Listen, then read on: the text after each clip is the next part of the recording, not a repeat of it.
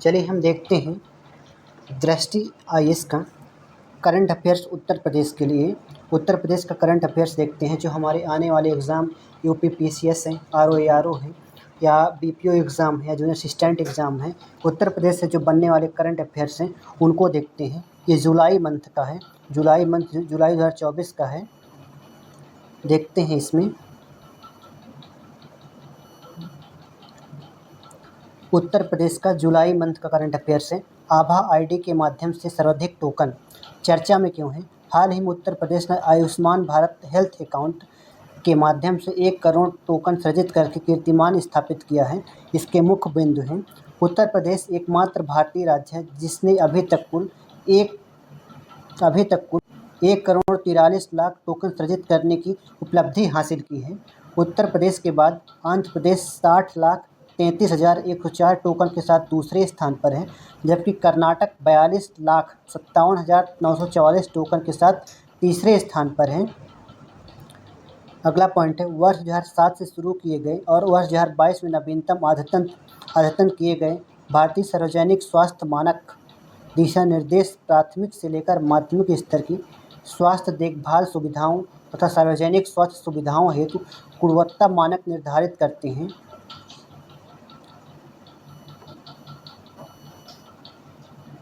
ये मानक पूरे देश में सुसंगत, सुलभ और जवाबदेह स्वास्थ्य सेवाएं सुनिश्चित करते हैं। स्वास्थ्य मंत्रालय ने राष्ट्रीय, राज्य और जिला स्वास्थ्य संस्थानों को आईपीएचएस मानकों के अनुपालन की त्वरित निगरानी करने तथा आवश्यक कार्रवाई करने में सहायता करने के लिए एक डैशबोर्ड बनाया है। आभा का आयुष्मान भारत हेल्थ अकाउंट है, आभा का फुल फॉर्म है आयुष्मान भारत हेल्थ अकाउंट है। आभा आईडी एक अद्वितीय 14 अंकीय संख्या है जिसका उपयोग किसी व्यक्ति के संपूर्ण स्वास्थ्य रिकॉर्ड को जोड़ने के लिए किया जाता है। यहाँ आभा से तात्पर्य एक डिजिटल स्वास्थ्य पारिस्थितिकी तंत्र का निर्माण करने से है। इसका लक्ष्य स्वास्थ्य देखभाल के डिजिटलीकरण को बढ़ावा देना है। कोई भी व्यक्ति निःशुल्क स्वास्थ्य आईडी या आभा के लिए Ayushman Bharat digital mission ABDM में नामांकन कर सकता है। इसकी विशेषताएं हैं, इलेक्ट्रॉनिक हेल्थ रिकॉर्ड। आभा इलेक्ट्रॉनिक हेल्थ रिकॉर्ड को एकीकृत करता है, इससे रोगी की जानकारी के संग्रह और पुनर्प्राप्ति की सुविधा मिलती है। अगला पॉइंट है, इससे चिकित्सक इतिहास को बनाए रखने और स्वास्थ्य सेवा वितरण को सुव्यवस्थित करने में सहायता मिलती है। पोर्टेबिलिटी अकाउंट को आयुष्मान भारत योजना के तहत सूचीबद्ध विभिन्न स्वास्थ्य सेवा प्रदाताओं में परिवर्तन होने के लिए डिजाइन किया गया है, जिससे लाभार्थियों को स्थान की परवाह किए बिना सेवाओं तथा निर्बाध पहुंच की अनुमति मिलती है। पारदर्शिता और जवाबदेही, डिजिटल लेनदेन को बढ़ावा देने के साथ ही इलेक्ट्रॉनिक रिकॉर्ड बनाए रखने से आभा स्वास्थ्य देखभाल प्रणाली में पारदर्शिता एवं जवाबदेही में वृद्धि होती है। अगला पॉइंट है, उत्तर प्रदेश में फसल विशिष्ट बोर्ड स्थापित किए जाएंगे। उत्तर प्रदेश में फसल विशिष्ट बोर्ड स्थापित किए जाएंगे। ये चर्चा में क्यों है? उत्तर प्रदेश सरकार ने 50,000 करोड़ रुपए की वार्षिक कृषि निर्यात के लक्ष्य को पर्याप्त करने के दिशा में एक कदम के रूप में फसल विशिष्ट वस्तु बोर्ड स्थापित करने की योजना बना रही है। इसके मुख्य बिंदु हैं, इस पहल का मुख्य उद्देश्य अगले 4 वर्षों में कृषि उत्पादकता को बढ़ावा देना है, खाद्य प्रसंस्करण को उत्प्रेरित करना और कृषि मूल्य श्रृंखला को पुनः सक्रिय करना है। रोजगार सृजन के लिए सरकारी या कृषि केंद्रित स्टार्टअप को बढ़ावा दे रही है। इस राज्य में स्ट्रॉबेरी, ड्रैगन फ्रूट और फूलों जैसी बागवानी उत्पादों की भारी मांग है। भारतीय मसाला बोर्ड की तर्ज पर राज्य स्तरीय बागवानी वस्तु बोर्ड स्थापित किए जाएंगे।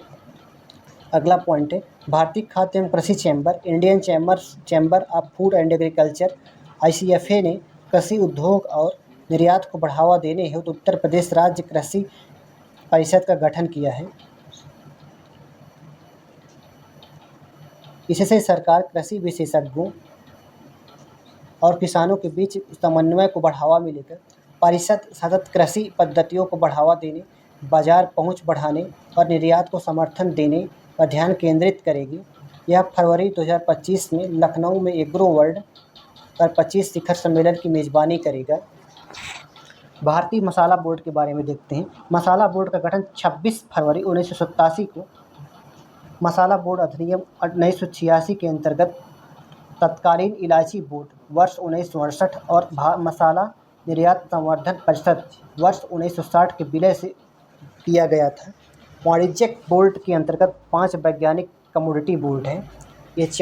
ये बोर्ड हैं चाय, कॉफ़ी, रबर, मसालों और तंबाकू के उत्पादन, विकास या निर्यात के लिए जिम्मेदार हैं।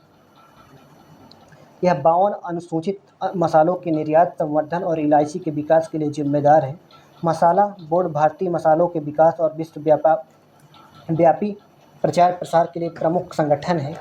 कोई बोर्ड भारतीय निर्यातकों और विशेष आयातकों के बीच अंतर्राष्ट्रीय कड़ी है। भारतीय खाद्य एवं कृषि चैम्बर के बारे में देखते हैं। पूर्व में भारतीय खाद्य एवं कृषि परिषद के नाम से जानी जाने वाली भारतीय खाद्य एवं कृषि चैम्बर की स्थापना वर्ष 2015 में हुई थी।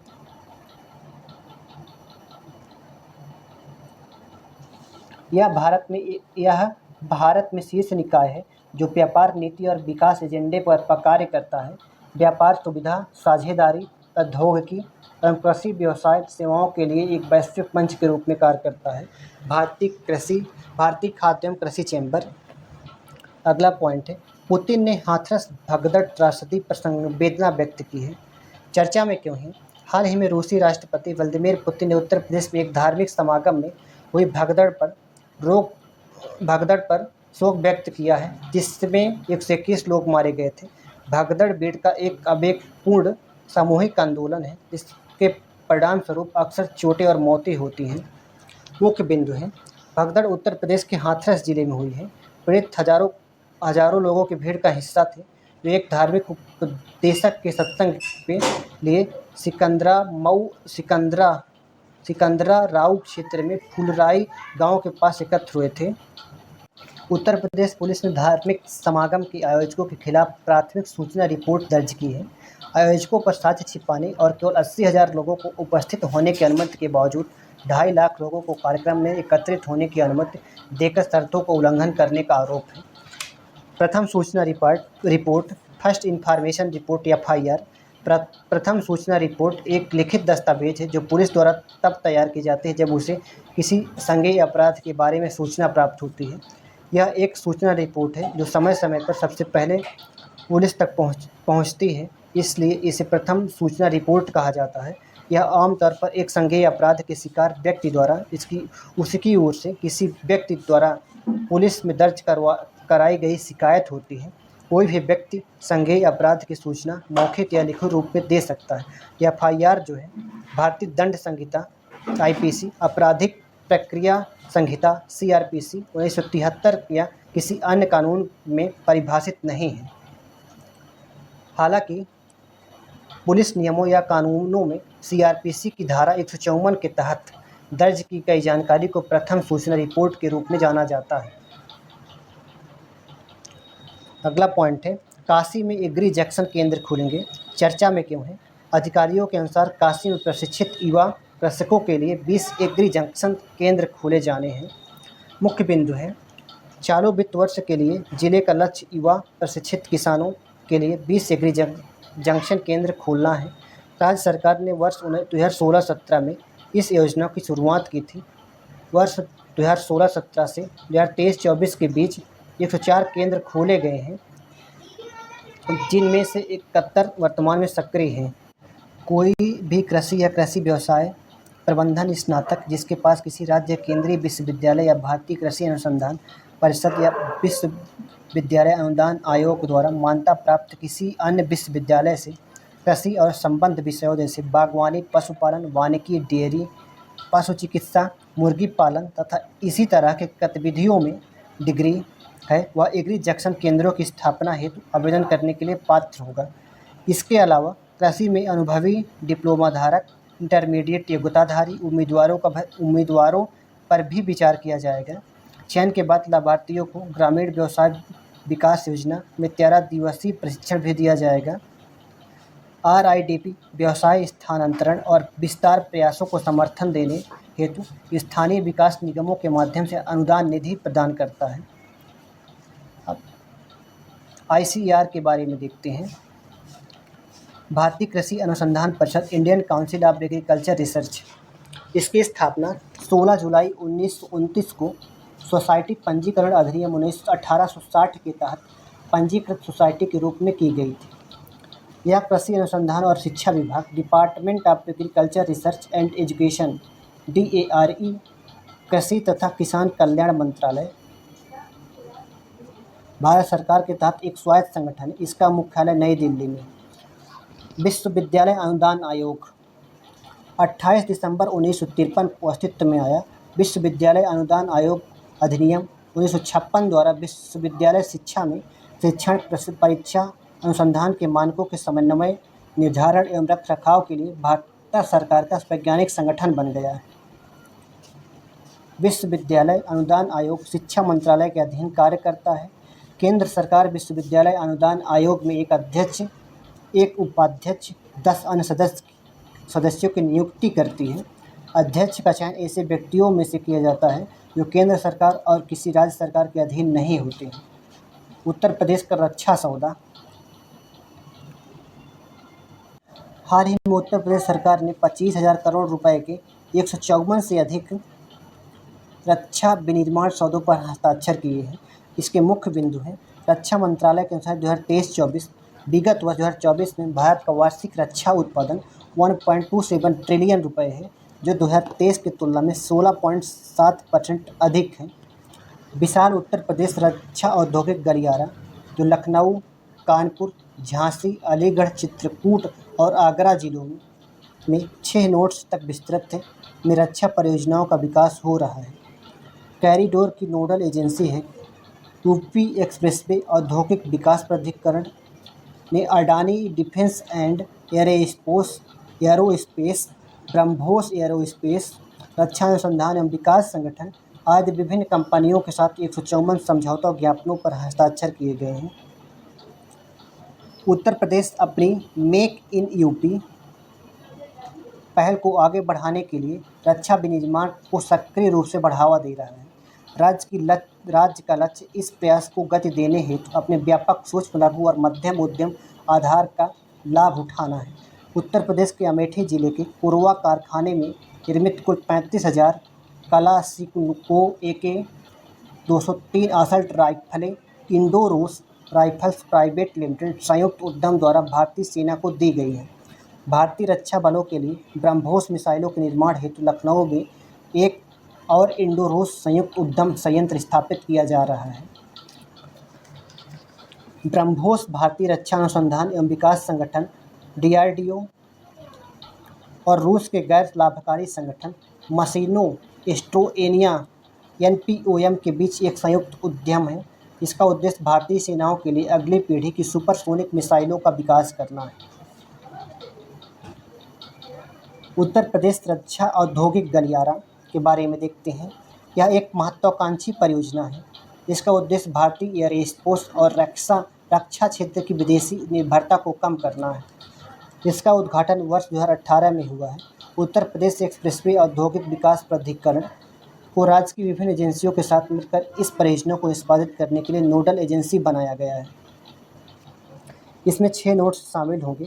अलीगढ़ है, आगरा है, कानपुर है, चित्रकूट है, झांसी और लखनऊ है। अलीगढ़ है, आगरा है। अलीगढ़, आगरा, कानपुर, झांसी, चित्रकूट और लखनऊ है। इस कॉरिडोर गलियारे का उद्देश्य राज्य को सबसे बड़े उन्नत रक्षा विनिर्माण केंद्रों में से एक के रूप में संस्थापित करना एवं विश्व मानचित्र पर लाना है। देखते हैं उत्तर प्रदेश एक्सप्रेसवे औद्योगिक विकास प्राधिकरण के बारे में। यह उत्तर प्रदेश सरकार द्वारा राज्य में एक्सप्रेसवे परियोजनाओं के विकास के लिए वर्ष 2007 में स्थापित एक प्राधिकरण है। UPEIDA का मुख्यालय लखनऊ के गोमती नगर स्थित पर्यटन भवन में स्थित है। अगला है पॉइंट, भगवान जगन्नाथ की रथ यात्रा। भगवान जगन्नाथ की रथ यात्रा चर्चा में ये विषय क्यों है? हाल ही में श्री जगन्नाथ स्वामी रथ मंदिर समिति कीड़गंज के तत्वाधान में प्रयागराज में भगवान जगन्नाथ स्वामी जी की भव्य रथ यात्रा का आयोजन किया गया। रथ यात्रा कीड़गंज में त्रिवेणी मार्ग स्थित श्री जगन्नाथ मंदिर से शुरू हुई। भगवान जगन्नाथ के नंदी घोष रथ के अलावा गरुड़ देव, बद्री विशाल, भगवान राम, भगवान द्वारिकाधीश के रथ भी शोभा यात्रा का हिस्सा रहे। रथ यात्रा में राधा कृष्णा, नरसिंह अवतार और दामोदर लीला को दर्शाती झांकियाँ भी शामिल रही हैं।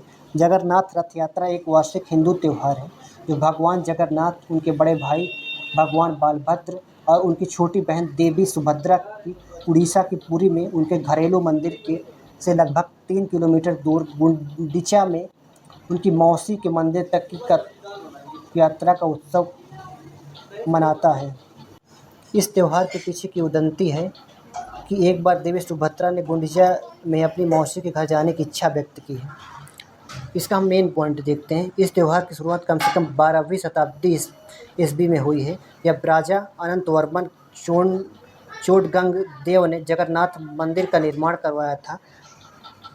इस त्यौहार के रथों को रथों के त्यौहार के रूप में भी जाना जाता है क्योंकि देवताओं की 3 विशाल लकड़ी के रथों पर ले जाया जाता है जिन्हें भक्त रस्सियों से खींचते हैं। यह आषाढ़ या जून जुलाई माह के शुक्ल पक्ष की द्वितीया को शुरू होता है और 9 दिनों तक चलता है। जगन्नाथपुरी मंदिर भारतीय राज्य उड़ीसा के सबसे प्रभावशाली स्मारकों में से एक है। यह मंदिर सफ़ेद पैगोंडा के नाम से भी जाना जाता है। यह 4 धर्म तीर्थ यात्राओं बद्रीनाथ, द्वारका, पुरी और रामेश्वर का एक हिस्सा है। यह कलिंग वास्तुकला का एक शानदार उदाहरण है जो घुमावदार मीनारों, जटिल नक्काशी और अलंकृत मूर्तियों के रूप में पहचाना जाता है। मंदिर परिसर चारों ओर से ऊंची दीवारों से घिरा हुआ है। इसके चारों दिशाओं की ओर 4 द्वार हैं। मुख्य मंदिर में 4 संरचनाएं हैं। विमान गर्भगृह है, जगमोहन सभा कक्ष है, नट मंदिर उत्सव कक्ष है, भोग मंडप अर्पण कक्ष। जगन्नाथपुरी मंदिर को यमनिका तीर्थ कहा जाता है जहां हिंदू मान्यताओं के अनुसार भगवान जगन्नाथ की उपस्थिति के कारण पुरी में मृत्यु के देवता यम की शक्ति समाप्त हो गई है। अगला पॉइंट है दलहन उत्पादन में आत्मनिर्भरता की ओर उत्तर प्रदेश चर्चा में क्यों है। उत्तर प्रदेश का लक्ष्य 3-4 वर्षों में दाल उत्पादन में आत्मनिर्भर होना है, जिसमें वर्ष 2016 में से 36% की वृद्धि हुई है। सरकार अरहर, उड़द और मूंग की खेती पर ध्यान केंद्रित कर रही है। वर्ष 2016-17 से वर्ष 2023-24 के दौरान दालों का उत्पादन 2.394 मिलियन मीट्रिक टन से बढ़कर 3.255 मिलियन मीट्रिक टन हो गया है। दलहन उत्पादन बढ़ाने के लिए राष्ट्रीय खाद्य सुरक्षा मिशन योजना के अंतर्गत 27,200 हेक्टेयर क्षेत्र में फसल प्रदर्शन आयोजित किए जाएंगे। 31,553 क्विंटल बीज वितरण तथा 27,356 क्विंटल प्रमाणित बीज उत्पादन का लक्ष्य रखा गया है। बाजार में दलहनी फसलों की उपज का उचित मूल्य सुनिश्चित करने के लिए सरकार न्यूनतम समर्थन मिनिमम सपोर्ट प्राइस MSP पर इन सभी दालों की खरीद भी सुनिश्चित कर रही है। सूत्रों के अनुसार बुलंदशहर में प्रमुख दलहन उत्पादों जिलों बांदा, महोबा, जालौन, चित्रकूट और ललितपुर में आदर्श दलहन गांव विकसित किए जाएंगे। राष्ट्रीय खाद्य सुरक्षा mission, national food security mission NFSM के बारे में देखते हैं। राष्ट्रीय खाद्य सुरक्षा mission national food security mission एक केंद्र प्रायोजित योजना है जिसे राष्ट्रीय विकास परिषद नेशनल डेवलपमेंट काउंसिल या NDC की कृषि उप समितियों की सिफारिशों के आधार पर वर्ष 2007 में शुरू किया गया है। समिति ने उन्नत कृषि विस्तार सेवाओं, प्रौद्योगिकी हस्तांतरण और विकेंद्रीकृत योजना की आवश्यकताओं पर बल दिया है, जिसके परिणाम स्वरूप राष्ट्रीय खाद्य सुरक्षा मिशन को एक मिशन मोड कार्यक्रम के रूप में संकल्पित किया गया है। न्यूनतम समर्थन मूल्य मिनिमम सपोर्ट प्राइस न्यूनतम समर्थन मूल्य एक गारंटीकृत राशि है जो सरकार द्वारा किसानों की उपज खरीदने पर उन्हें दी जाती है। न्यूनतम समर्थन मूल्य कृषि लागत और मूल्य आयोग commission for agriculture cost and prices CACP की सिफारिशों पर आधारित है, जो उत्पादन लागत, मांग एवं आपूर्ति, बाजार मूल्य प्रवृत्तियाँ, अंतर फसल मूल्य समता आदि जैसे विभिन्न कारकों पर विचार करता है। कृषि लागत और मूल्य आयोग CACP कृषि एवं किसान कल्याण मंत्रालय का एक संबद्ध कार्यालय है जो जनवरी 1965 में अस्तित्व में आया है। भारत के प्रधानमंत्री की अध्यक्षता में आर्थिक मामलों की मंत्रिमंडलीय समिति cabinet committee on economic affairs CCEA न्यूनतम समर्थन मूल्य के स्तर पर अंतिम निर्णय लेती है।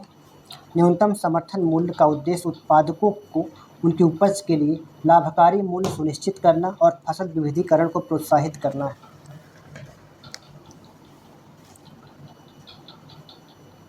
अगला पॉइंट है वाराणसी में ब्लैक कार्बन के स्तर में कमी। बनारस हिंदू विश्वविद्यालय के एक अध्ययन के अनुसार वाराणसी और मध्य गंगा के मैदानी भागों में कार्बन स्तर में 0.47 माइक्रोग्राम प्रति घन मीटर की औसत वार्षिक गिरावट देखी गई है। मध्य भारत गंगा के मैदान वाराणसी में एक प्रतिनिधि स्थान पर वर्ष 2009 से 2021 तक ब्लैक कार्बन द्रव्यमान सांद्रता एक दशक लंबे माप का विश्लेषण किया गया है। अध्ययन में ब्लैक कार्बन के स्तर में 0.47 माइक्रोग्राम प्रति घन मीटर की औसत वार्षिक कमी दर्ज की गई है। ब्लैक कार्बन स्तर में लगातार मौसमी गिरावट देखी गई है, जिसमें मानसून के बाद औसत कमी 1.86 माइक्रोग्राम प्रति घन मीटर तथा मानसून से पूर्व औसत कमी 0.3 माइक्रोग्राम प्रति घन मीटर रही है।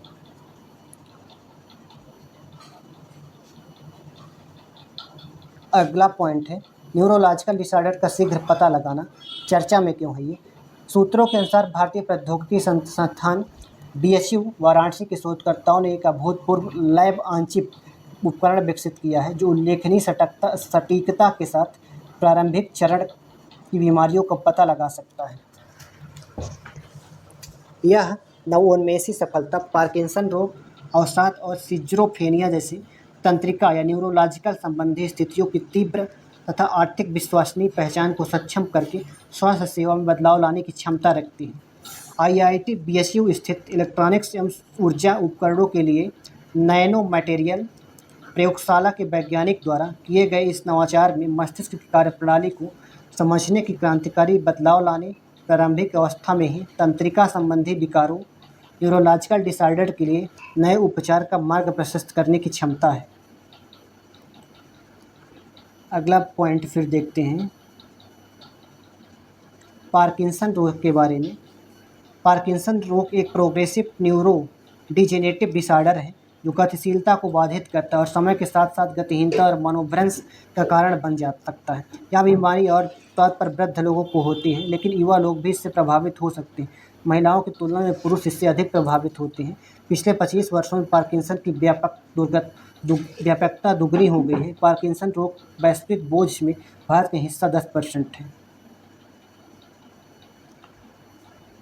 सिज़ोफ्रेनिया यह एक गंभीर मानसिक विकार है जिसमें सोचने समझने में बहुत ज़्यादा व्यवधान होता है, जिसमें भाषा, धारणा और आत्मबोध प्रभावित होता है। दुनिया भर में 21 मिलियन से ज़्यादा लोगों को प्रभावित करता है। शोधकर्ताओं का मानना है कि आनुवंशिक और पर्यावरणीय कारक जैसे वायरस के संपर्क में आना इसके कारण कार्य में योगदान करता है। जीवन में तनाव भी इस विकार की शुरुआत में प्रगति में भूमिका निभा सकते हैं।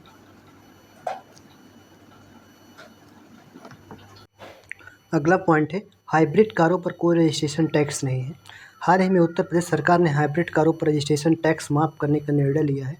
यह निर्णय ग्रीन वाहनों के लिए एक महत्वपूर्ण बढ़ावा है। इस कदम में मुख्य रूप से Maruti Suzuki, Toyota, Kirloskar motor और होंडा कार्स इंडिया जैसी कार निर्माता कंपनियों को लाभ मिलेगा। ग्राहक 3.5 लाख रुपए तक की बचत कर सकते हैं। उत्तर प्रदेश में 10 लाख रुपए से कम मूल्य के वाहनों पर 8% रोड टैक्स तथा 10 लाख रुपए से अधिक मूल्य के वाहनों पर 10% रोड टैक्स लगाया जाता है।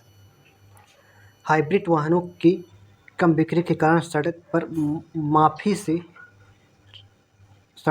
माफ़ी से राज्य के राजस्व पर बहुत अधिक प्रभाव पड़ने की आशा नहीं है। स्वामित्व में आसानी इलेक्ट्रॉनिक वाहनों की तरह समर्पित चार्जिंग बुनियादी ढांचे की आवश्यकता नहीं है।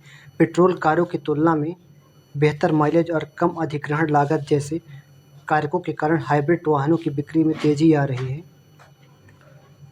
वर्ष 2023 में राज्य में इलेक्ट्रिक वाहनों की खरीद के लिए 3 वर्ष की टैक्स और रजिस्ट्रेशन शुल्क छूट की घोषणा की, जबकि राज्य के भीतर निर्मित इलेक्ट्रिक वाहनों के लिए 5 वर्ष की छूट दी जाएगी। अगला पॉइंट है आम की प्रूनिंग का परमिट रद्द। हाल ही में उत्तर प्रदेश सरकार ने राज्य के किसानों को आम के वृक्षों छँटाई या प्रूनिंग के लिए किसी भी सरकारी विभाग से अनुमति लेने की आवश्यकता में छूट देने का निर्णय लिया है। आम उत्पादक अपनी उत्पादकता बढ़ाने के लिए पेड़ों की छँटाई कर सकते हैं, उनकी ऊंचाई कम कर सकते हैं।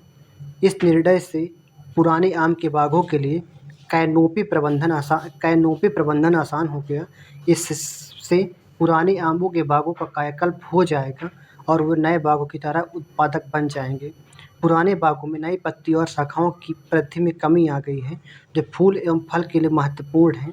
इसके बजाय मोटी और उलझी हुई शाखाएं अधिक हैं, जो पर्याप्त प्रकाश को अंदर तक पहुंचने से रोकती हैं। इन परिस्थितियों में परिणाम स्वरूप कीटों और बीमारियों का प्रकोप बढ़ रहा है तथा कीटनाशकों का प्रभावी प्रयोग जटिल हो जाता है। अगला पॉइंट है, इस समस्याओं के लिए केंद्रीय पोस्ट बागवानी संस्थान ने आम के वृक्षों को पुनर्जीवित करने हेतु प्रभावी छँटाई तकनीकी विकसित किया है।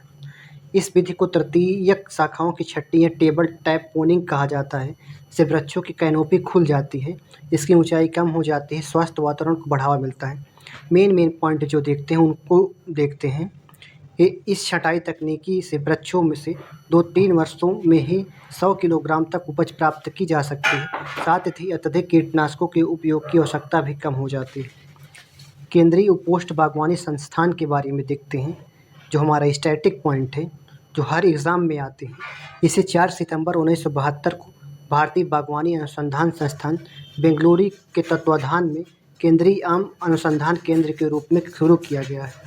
संस्थान, जिसका नाम बाद में 14 जून 1995 को केंद्रीय उपोष्णकटिबंधीय बागवानी संस्थान रखा गया है, उपोष्णकटिबंधीय फलों पर अनुसंधान के सभी पहलुओं पर राष्ट्र की सेवा कर रहा है। CISS का मुख्यालय लखनऊ उत्तर प्रदेश में स्थित है। केंद्रीय उपोष्णकटिबंधीय बागवानी संस्थान का मुख्यालय लखनऊ उत्तर प्रदेश में स्थित है। सारस क्रेन की संख्या में वृद्धि।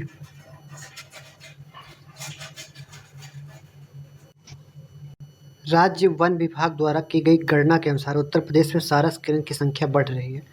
सर्वेक्षण में पता चला कि इटावा वन प्रभाग ने सारस क्रेन की संख्या सबसे अधिक 3289 दर्ज की गई है, जो कि 500 अधिक है, जबकि मऊ वन प्रभाग ने एक दशक में पहली बार 6 सारस क्रेन देखे हैं। उत्तर प्रदेश में सारस क्रेन की संख्या पिछले कुछ वर्षों में निरंतर बढ़ी है, जो वर्ष 2021 में 17,329 से बढ़कर 2022 में 19,188, वर्ष 2023 में 19,522, वर्ष 2024 में 19,918 हो गई। सारस क्रेन का वैज्ञानिक नाम है क्रस एंटीग्रोन है। यह विश्व का सबसे बड़ा उड़ने वाला पक्षी है, जिसकी लंबाई 152 से 156 सेंटीमीटर और पंखों का फैलाव 240 सेंटीमीटर है। सारस क्रेन मुख्य रूप से लाल सिर और इसकी ऊपरी गर्दन भूरे रंग की होती है, साथ ही हल्के लाल पैर होते हैं। यह आजीवन जोड़े में रहते हैं और इसका प्रजनन काल मानसून में भारी बारिश के दौरान होता है।